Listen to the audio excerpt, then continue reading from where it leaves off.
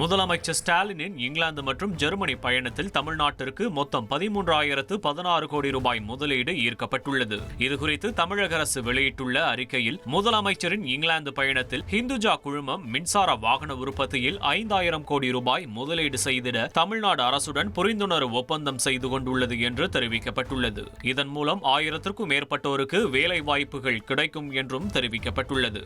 இதேபோல் அஸ்ட்ராஜெனேகா நிறுவனம் சென்னையில் உள்ள உலகளாவிய கண்டுபிடிப்பு தொழில்நுட்ப மையத்தை 176 கோடி ரூபாய் முதலீட்டில் விரிவாக்கம் செய்திட புரிந்துணர்வு ஒப்பந்தம் செய்து கொண்டுள்ளதாகவும் தெரிவிக்கப்பட்டுள்ளது. முன்னதாக ஜெர்மனியிலிருந்து முதலமைச்சர் ஸ்டாலின் தலைமையிலான குழு 15,320 பேருக்கு வேலைவாய்ப்பு அளிக்கும் வகையில் 7,020 கோடி ரூபாய் முதலீடுகளை ஈர்த்துள்ளது என்றும் தெரிவிக்கப்பட்டுள்ளது. முதலமைச்சரின் வெளிநாட்டு பயணத்தால் தமிழ்நாடு பெற்ற மொத்த முதலீடு 13,016 கோடி ரூபாயாக உள்ளது என்றும், இதன் மூலம் 17,813 பேருக்கு வேலை வாய்ப்புகள் கிடைக்கும் என்றும் தெரிவிக்கப்பட்டுள்ளது.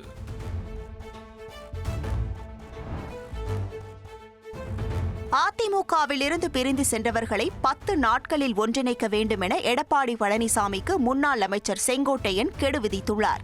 ஈரோடு மாவட்டம் கோபிச்செட்டிப்பாளையத்தில் செய்தியாளர்களிடம் பேசிய செங்கோட்டையன், மறப்போம் மன்னிப்போம் என்று தெரிவித்தார். வெளியே சென்றவர்களை அரவணைத்தால் மட்டும்தான் தேர்தல் களத்தில் வெற்றி பெற முடியும் என்றும் குறிப்பிட்டார். எந்த நிபந்தனையும் இல்லை, ஏற்றுக்கொள்ளுங்கள் என்று மேடையிலும் கடிதங்கள் மூலமாகவும் சொல்லி வருவதாகவும் செங்கோட்டையன் தெரிவித்தார். ஒன்றிணைக்க 10 நாள் காலக்கெடு வைத்துள்ளதாகவும், அப்படி நடக்காவிட்டால் இந்த மனநிலையில் உள்ளவர்களை எல்லாம் ஒருங்கிணைத்து வெற்றிகரமாக முடிப்பதற்கு முயற்சி மேற்கொள்ளப்படும் என்றும் செங்கோட்டையன் எச்சரித்தார். மறப்போம் மன்னிப்போம், வெளியே சென்றவர்களை நாம் அரவணைத்தால் மட்டும்தான் இந்த தேர்தல் களத்தில் நாம் வெற்றி பெற முடியுமே தவிர, இது நம்முடைய தலைவர்கள் நமக்கு கற்றுத்தந்திருக்கிற பாடம். எந்த கண்டிஷனும் இல்லை, எங்களை ஏற்றுக்கொள்ளுங்கள், உங்களோடு இணைந்து பணியாற்றுகிறேன், நாட்டு மக்கள் நலன் கருதி, தொண்டர் நலன் கருதி நாங்கள் எந்த தியாகத்தையும் செய்ய தயாராக இருக்கிறோம் என்று பல்வேறு மேடையிலும் கடிதங்கள் மூலமாகவும் அவர் நமக்கு கொடுத்து கொண்டே இருக்கிறார். ஆட்சி மாற்றங்கள் தேவை என்கிற போது வெளியே சென்றவர்கள் ஒன்றிணைக்கப்பட வேண்டும். அமைதியாக இருக்கின்றவர்களை நம் கழகத்திலே அவளை கொண்டு வந்து செயல்படுத்த வேண்டும். அப்படி படுத்துகிற போதுதான் நாம் வெற்றி என்ற இலக்கை நம்மால் எட்ட முடியுமே தவிர, நாம் நாளை நம்முடைய ஆட்சி மலரப்போகிறது என்று யாராலும் சொல்ல இயலாது. எல்லோரையும் அலையுங்கள், வெளியே சென்றவர்களை நம் கழகத்தில் இணைத்துக் கொள்ளுங்கள். அது மட்டுமல்ல, அவர்கள் வேண்டுகோள் வைப்பது எந்த பொறுப்பும் எங்களுக்கு தேவையில்லை என்று சொல்லுகிற போது மன மகிழ்ச்சியோடு எதிர்காலத்தை நோக்கி இது நம்பியிருக்கிற கோடான கோடி தொண்டர்களின் அவருடைய கனவை நிறைவேற்றுவதற்கு மக்கள் என்ன நினைக்கிறார்களோ அது வெற்றிகரமாக புரட்சித் தலைவர் அம்மாவுடைய ஆட்சி மலர்வதற்கு நாம் அனைவரும் உறுதுணையாக இருக்க வேண்டும். விரைந்து அதை செய்யப்பட வேண்டும். அப்படி செய்யவில்லை என்று சொன்னால், யார் இந்த மனதிலே இருக்கிறார்களோ ஒருங்கிணைந்து செயல்படுத்துவதற்கு நாங்கள் அனைவரும் தயாராக இருக்கிறோம். இதில் யார் யாரை இணைக்கணும்னு நீங்கள் விரும்புகிறீங்க? அது பொதுச் செயலாளர் முடிவு செய்யலாம். அதிலே கருத்து வேறுபாடு எனக்கு இல்லை. வெளியே சென்றவர்கள் அனைத்து இந்திய அண்ணா திராவிட முன்னேற்ற கழகத்திலே முக்கிய பொறுப்பிலே இருக்கின்றவர்கள். அந்த முக்கிய பொறுப்பிலே இருக்கின்றவர்கள் இணைக்கப்பட வேண்டும் என்பதுதான் என்னுடைய நோக்கம். கருத்தை பிரதிபலித்திருக்கிறேன், இதற்கு ஒரு காலக்கெடு வைத்திருக்கிறேன். அப்படி நடக்கவில்லை என்று சொன்னால், இந்த மணலிலே இருக்கின்றவர்களையும் ஒருங்கிணைத்து அதை வெற்றிகரமாக முடிப்பதற்கு நாங்கள் அனைவரும் முயற்சிகள் மேற்கொள்வோம். 10 நாள் ட்ரை பண்ணுவானுங்கிறத முதல் ஃபஸ்ட்டு வந்து நீங்கள் பேச்சுவார்த்தை 1 மாதம் வேணால் நடக்கலாம். வெளியே சென்றவர்கள் அமைதியாக இன்றைக்கு கழக பணியை ஆற்றாமல் அமைதியாக இருக்கின்றவர்கள் பல பேர் இருக்கிறார். அவரெல்லாம் அழைத்து அங்கங்கு ஒருங்கிணைக்கிற போது தான் நாம் மாபெரும் வெற்றியை ஈட்ட முடியும். இந்த நோக்கத்துக்காக மாவட்ட வாரியாக சுற்றுப்பயணம் போகிற மாதிரி ஏதாவது திட்டம் இருக்கு? இல்லை, அதான் 10 நாள் டைம். தஞ்சை மாவட்டம் ஆடுதுறையில் பாமக பேரூராட்சி தலைவரை வெடிகுண்டு வீசி கொலை செய்ய முயன்ற சம்பவம் பரபரப்பை ஏற்படுத்தியுள்ளது. ஆடுதுறை பேரூராட்சி தலைவராக பொறுப்பு வகிக்கும் பாமகவை சேர்ந்த ஸ்டாலின் பேரூராட்சி அலுவலகத்தில் கட்சி நிர்வாகிகளுடன் பேசிக் கொண்டிருந்துள்ளார். அப்போது அலுவலகத்திற்குள் நாட்டு வெடிகுண்டு வீசிய மர்ம கும்பல் ஸ்டாலினை தேடி அவரது அறைக்குள் வந்துள்ளனர். உடனடியாக ஸ்டாலின் கழிவறைக்குள் சென்று தப்பியுள்ளார். அவர்களை தடுக்க முயன்ற நிர்வாகிகள் 2 பேரையும் அந்த கும்பல் அரிவாளால் வெட்டியுள்ளது. ஸ்டாலினை கண்டறிய முடியாததால் அந்த கும்பல் உடனடியாக காரில் தப்பி சென்றனர்.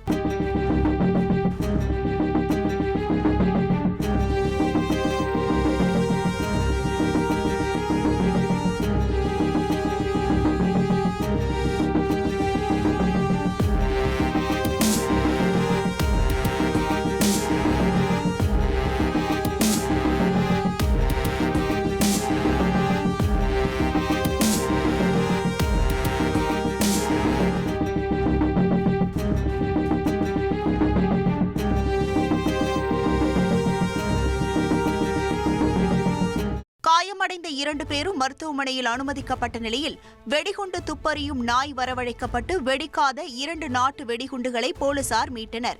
போலீசார் தீவிர விசாரணை மேற்கொண்டு வரும் சூழலில் வெடிகுண்டு வீசிய கும்பலை கைது செய்ய வலியுறுத்தி பாமகவினர் போராட்டத்தில் ஈடுபட்டனர்.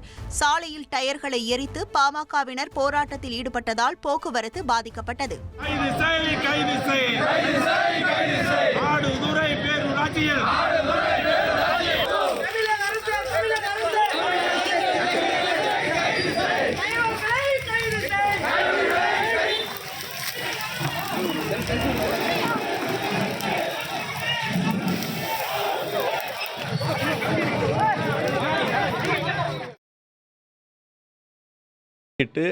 நானும் தஞ்சை மண்டல பொறுப்பாளர் மயிலாடுதுறை ஐயப்பன் மற்றும் பொறுப்பாளர்களுடன் என்னோடய அறையில் உட்காந்து பேசிகிட்டு இருக்கும்போது என்னுடைய வாகன ஓட்டுநர் அருண் என்பவர் என்னோடய அறைக்கு உள்ளே வந்து என்னை வெளியில் விடாமல் தடுத்தார். யாரோ வெளியிலேருந்து வரது மாதிரியும் உள்ளே விடாமல் தடுத்தார். அந்த நேரம் பார்த்து டமால்னு ஒரு சவுண்டு கேட்டது. சவுண்டு கேட்டவுடனே ஏதோ அசம்பாவிதம் நடவதற்கு ஆட்கள் வந்திருக்கிறாங்க அப்படின்னு பார்த்து நான் பாத்ரூமுக்குள்ளே போயிட்டேன். அந்த நேரம் பார்த்து என் ரூமுள்ள நுழையிறப்ப ஆட்களை வெட்டுறாங்க. கிளம்புறேன் இளையராஜா பாட்டாளி மக்கள் கட்சி பொறுப்பாளர் வெட்டுறாங்க, டிரைவரை வெட்டுக்கிறாங்க, மற்றவர்கள் வெட்ட முற்படும் போது அவங்க சேர் எடுத்து தேக்குறாங்க. அந்த நேரம் பார்த்து ஒரு ஐயப்பா என்ன பண்ணுறாரு, நீ வந்தவொடனே ஓடி போயிட்டார் அப்படின்னு இந்த கைசாடை காமிச்சு விட்டுக்கிறாரு, பெரட்டி வந்துருக்கிறாங்க. ஆக எல்லாம் வெடிகுண்டோடு வந்து அலுவலகத்தை அடித்து வெடிகுண்டு அடிக்கிறாங்க. இதில் வந்து பல பேர் காயம் இல்லாட்டா அது ஆண்டவன் அருளால் யாருக்கு எவ்வித காயம் இல்லை. வெட்டுப்பட்ட 2 நபர்களாக இருந்தால் அவர்கள் மருத்துவமனையில் அறுவை சிகிச்சை நடைபெற்று வருகிறது. இதே போன்ற ஒரு கொடுங்கோல் செயலானது பட்டப்பகலில் ஒரு அரசு அலுவலகத்தில் நடக்கிறது. பாதுகாப்பு இல்லாத மிகவும் வருத்தமாக இருக்குது, கேவலமாக இருக்குது. எனக்கு பாதுகாப்பு வேணும்னு சொல்லி தஞ்சை மாவட்ட காவல் கண்காணிப்பாளர்கிட்ட போய் கடந்த ஆண்டு போய் மனு கொடுத்தோம். அவர் பார்க்குறோம் செய்கிறோன்னு சொன்னார். கடைசி கட்டமாக நீதிமன்றம் போங்கன்னாரு. மதுரை உயர்நீதிமன்றத்தில் கேட்டும் அனுமதி கிடைக்கல. அதனால் கடந்த நாடாளுமன்ற தேர்தலில் பாட்டாளி மக்கள் கட்சி பாரதிய ஜனதா கட்சி சார்பாக மயிலாடுதுறை நாடாளுமன்ற வேட்பாளராக நான் போட்டியிட்ட காரணத்தினால் அன்றைய தினத்திலிருந்து என் வீட்டுக்கு பாதுகாப்பு கொடுத்திருந்த போலீஸார், ஆயுதம் தாங்கிய போலீஸாரையும் எடுத்து விட்டார்கள். அதன் பிறகு கிட்டத்தட்ட 1.5 ஆண்டுகளாக பாதுகாப்பே கிடையாது. நானும் சொல்லி எந்த பலன் இல்லை. அதனால் ஒரு பேரூராட்சி மன்ற தலைவர் மக்கள் பணியே மகேசன் பணி என்று நான் நினைத்து செய்து கொண்டிருக்கின்றோம். எங்களுடைய தலைவர் ஐயா அவர்களும் ஆனால் அன்புமணி அவர்களும் மக்களுக்கு எந்த வகையில் செயல்பட வேண்டும் என்று சொல்லியிருக்கின்றோம். அந்த வகையில் மக்களோடு மக்களாக நெருங்கி பழகியது விளைவாக தான் இன்றைய தினம் ஏற்பட்டிருக்கிறது. அதனால் முழுமையான விசாரணையை காவல்துறை அதிகாரிகள் செய்ய வேண்டும். என்னிடத்தில் இப்பொழுது கூட நம்ம குலதெய்வ மருத்துவர் ஐயா அவர்கள் பேசினார்கள், சின்னையா அவர்கள் பேசினார்கள், ஜி.கே. மணி தலைவர் கௌரவத்தில் பேசினார்கள், சேலம் மேற்கு சட்டமன்ற உறுப்பினர் அருள் மற்றும் எல்லா பொறுப்பாளர் பேசிட்டு ஆறு சொல்லிட்டு இருக்கிறாங்க. உடனடியாக காவல்துறை இயக்குநரை தொடர்பு கொண்டு மருத்துவர் ஐயா அவர்கள் சட்டமன்ற உறுப்பினர்களை அங்கே அனுப்பி வைத்து விசாரணை செய்ய வேண்டும், தக்க நடவடிக்கை வேண்டும் என்று நேரம் அனுப்பியிருக்கின்றார்கள். அந்த அளவிற்கு அதிகாரிகளை நடவடிக்கை எடுக்க கோரி தலைவர்கள் மெனக்கெட்டுக்கின்றார்கள். அதனால் உரிய நடவடிக்கை வேண்டும். இந்த பிரச்சனையானது எங்கேருந்து வந்துச்சு, யாரால் வந்துச்சு, எப்படி வந்துச்சு, இந்த பிரச்சனைக்கு அடிப்படை காரணம் என்ன, அது பின்னணி யார், அதனுடைய பணபலம் செய்கிறது யார். ஒருத்தன் 10 பேர் வராங்கன்னு சொன்னால், பட்ட பேரில் காரில் வராங்க, முகமூடியை போட்டு வராங்கன்னு சொன்னால், அவங்களுக்கு யாரெல்லாம் பக்கபலமாக இருக்கிறாங்க, யார் ஆள்காட்டி வேலை பார்த்தாங்க, யார் பொருளாதாரம் பண்ணாங்க, அதெல்லாம் முழுமையான விசாரணையை செய்ய வேண்டும்னு இந்த உயிர் தப்பித்த நேரத்தில், கண் இமைக்கின்ற நேரத்தில் தப்பித்திருக்கின்ற ஆண்டவன் அருளாலும் எங்கள் ஐயாவுடைய ஆசையாலும் தப்பித்து உங்கள் மத்தியில் பேட்டி கொடுத்திருக்கின்றேன். ஆனால் இந்த போன்ற சம்பவங்கள் யாருக்கும் வரக்கூடாது. இது முற்றுப்புள்ளியாக இருக்கணும்னு கேட்டுக்கொள்கிறோம். நன்றி, வணக்கம்.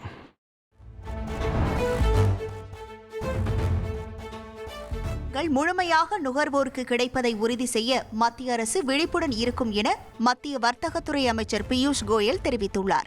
ஜிஎஸ்டி வரி சீர்திருத்தத்தை அமல்படுத்தி பல்வேறு பொருட்களுக்கான ஜிஎஸ்டி வரியை மத்திய அரசு குறைத்துள்ள நிலையில் அது தொடர்பாக மத்திய வர்த்தகம் மற்றும் தொழில்துறை அமைச்சரும் பாஜக மூத்த தலைவருமான பியூஷ் கோயல் டெல்லியில் உள்ள பாஜக தலைமை அலுவலகத்தில் செய்தியாளர்களை சந்தித்தார். அப்போது சமீபத்தில் மேற்கொள்ளப்பட்டுள்ள அடுத்த தலைமுறை ஜிஎஸ்டி சீர்திருத்தத்தின் பலனை விவசாயிகள், இளைஞர்கள், பெண்கள், சிறு குறு நடுத்தர தொழில் நிறுவனங்கள், நுகர்வோர் மற்றும் தொழில் முனைவோர் என அனைத்து பிரிவினரும் செப்டம்பர் 22ஆம் தேதி நவராத்திரியின் முதல் நாளில் பெறுவார்கள் என தெரிவித்தார். இந்தியா சுதந்திரம் பெற்ற பிறகு நாட்டின் வரி அமைப்பில் மிகப்பெரிய அளவில் மாற்றம் செய்யப்பட்டிருப்பது இதுவே முதல் முறை என்றும் அவர் தெரிவித்தார். இது வணிகம் செய்வதை எளிதாக்கும் என்றும் நாட்டின் பொருளாதாரத்தை புதிய உயரத்திற்கு கொண்டு செல்லும் என்றும் அவர் தெரிவித்தார். ஜிஎஸ்டி வரி குறைப்பின் பலன்கள் முழுமையாக நுகர்வோருக்கு கிடைப்பதை உறுதி செய்ய மத்திய அரசு விழிப்புடன் இருக்கும் என்றும் அமைச்சர் பியூஷ் கோயல் தெரிவித்தார். ஆவணி மாத சுப முகூர்த்த தினத்தில் கூடுதல் முன்பதிவு டோக்கன்கள் ஒதுக்கீடு செய்யப்பட்டதன் மூலம் பதிவுத்துறையில் இதுவரை இல்லாத அளவில் ஒரே நாளில் 274.41 கோடி ரூபாய் வருவாய் கிடைத்திருப்பதாக தெரிவிக்கப்பட்டுள்ளது. பொதுமக்களின் கோரிக்கையை ஏற்று ஆவணி மாத சுப முகூர்த்த தினமான 4ஆம் தேதி கூடுதல் முன்பதிவு டோக்கன்கள் ஒதுக்கீடு செய்யப்பட்டன. இதன் மூலம் பதிவுத்துறை வரலாற்றில் இதுவரை இல்லாத அளவில் ஒரே நாளில் 274.41 கோடி ரூபாய் வருவாய் ஈட்டி பதிவுத்துறை புதிய மைல்கல்லை எட்டியுள்ளதாக அமைச்சர் மூர்த்தி அறிவித்துள்ளார். இதற்கு முன்பு கடந்த ஏப்ரல் 30ஆம் தேதி ஒரே நாளில் அரசுக்கு 272.32 கோடி வருவாய் கிடைத்தது குறிப்பிடத்தக்கது. 7 விஐபிகளுக்கு மட்டுமே காவல்துறை அணிவகுப்பு மரியாதை வழங்க வேண்டும் என தலைமை செயலாளர் முருகானந்தம் அரசாணை வெளியிட்டுள்ளார். குடியரசுத் தலைவர், துணை குடியரசுத் தலைவர், பிரதமர், உச்சநீதிமன்ற தலைமை நீதிபதி, மாநில ஆளுநர், முதல்வர், ஒன்றிய உள்துறை அமைச்சர் என 7 பேருக்கு மட்டுமே காவல்துறை அணிவகுப்பு மரியாதை வழங்க வேண்டும் என அரசாணையில் தெரிவிக்கப்பட்டுள்ளது. குட் பேட் அக்லி திரைப்படத்தில் அனுமதி பெறாமல் தனது பாடல்களை பயன்படுத்தியதற்கு எதிர்ப்பு தெரிவித்து இசையமைப்பாளர் இளையராஜா சென்னை உயர்நீதிமன்றத்தில் வழக்கு தாக்கல் செய்துள்ளார். அந்த மனுவில் அஜித்குமார் நடித்துள்ள குட் பேட் அக்லி திரைப்படத்தில் இளமை இதோ இதோ, ஒத்த ரூபாயும் தாரேன், என் ஜோடி, மஞ்சக்குருவி ஆகிய பாடல்களை அனுமதியில்லாமல் பயன்படுத்தியுள்ளதாக தெரிவித்துள்ளார்.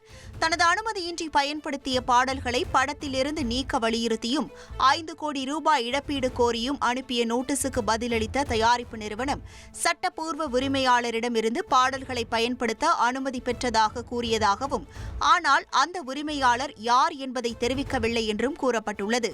தனது அனுமதி இல்லாமல் பாடல்களை பயன்படுத்தியது பதிப்புரிமை சட்டத்துக்கு விரோதமானது என்பதால் படத்தில் பாடல்களை பயன்படுத்த தடை விதிக்க வேண்டும் என்றும் உரிய இழப்பீடு வழங்க உத்தரவிட வேண்டும் என்றும் கோரப்பட்டுள்ளது. இந்த வழக்கு நீதிபதி செந்தில்குமார் முன் செப்டம்பர் 8ஆம் தேதி விசாரணைக்கு பட்டியலிடப்பட்டுள்ளது. பாலிவுட் நடிகை ஷில்பா ஷெட்டி மற்றும் அவரது கணவருக்கு எதிராக லுக் அவுட் நோட்டீஸ் பிறப்பிக்கப்பட்டுள்ளது. பாலிவுட் நடிகை ஷில்பா ஷெட்டி, அவரது கணவரும் தொழிலதிபருமான ராஜ் குந்த்ரா ஆகியோர் மீது 60 கோடி ரூபாய் மோசடி வழக்கு தொடர்பாக மும்பை காவல்துறையினர் லுக் அவுட் நோட்டீஸ் பிறப்பித்துள்ளதாக அதிகாரிகள் தெரிவித்துள்ளனர். இருவரும் அடிக்கடி சர்வதேச பயணங்களை மேற்கொள்வதால் இந்த நடவடிக்கை மேற்கொள்ளப்பட்டிருப்பதாக தெரிவிக்கப்பட்டுள்ளது. கடன் மற்றும் முதலீட்டு ஒப்பந்தத்தில் தொழிலதிபர் ஒருவரிடம் கிட்டத்தட்ட 60 கோடி ரூபாய் மோசடி செய்ததாக நடிகை ஷில்பா ஷெட்டி மற்றும் அவரது கணவர் மீது கடந்த ஆகஸ்ட் 14ஆம் தேதி வழக்கு பதிவு செய்யப்பட்டது குறிப்பிடத்தக்கது.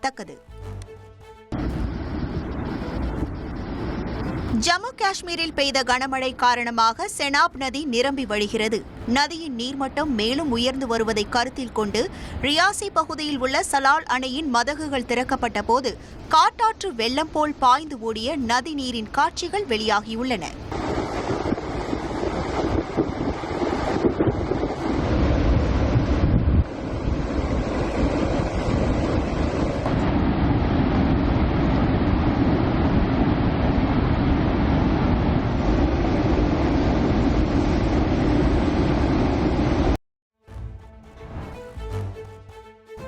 இந்தியாவையும் ரஷ்யாவையும் சீனாவிடம் இழந்தது போல் தெரிகிறது என அமெரிக்க அதிபர் டொனால்டு ட்ரம்ப் பதிவிட்டுள்ளார். ஷாங்காய் ஒத்துழைப்பு அமைப்பின் உச்சி மாநாட்டில் பிரதமர் மோடி, ரஷ்ய அதிபர் புட்டின், சீன அதிபர் ஜி ஜின்பிங் ஆகியோர் சந்தித்த நிலையில் அந்த புகைப்படத்தை பதிவிட்டு ட்ரூத் சமூக வலைதளத்தில் அமெரிக்க அதிபர் ட்ரம்ப் கருத்து கூறியுள்ளார். அதில் இந்தியாவையும் ரஷ்யாவையும் ஆழமான மற்றும் இருள் சூழ்ந்த சீனாவிடம் இழந்துவிட்டோம் என கூறியுள்ள ட்ரம்ப், 3 நாடுகளும் வளமான நீண்ட எதிர்காலத்தை கொண்டிருக்கட்டும் என குறிப்பிட்டுள்ளார்.